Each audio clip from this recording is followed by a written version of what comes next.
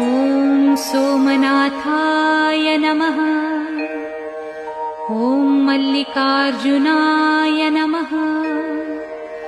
ॐ महाकालेश्वराय नमः।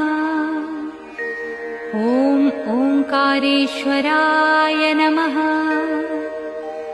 ॐ वैद्यनाथाय नमः। ॐ भीमशंकराय नमः। ॐ रामेश्वराय नमः। ॐ नागेश्वराय नमः। ॐ विश्वेश्वराय नमः। ॐ त्र्यंबकेश्वराय नमः। ॐ केदारेश्वराय नमः। ॐ भुस्मेश्वराय नमः।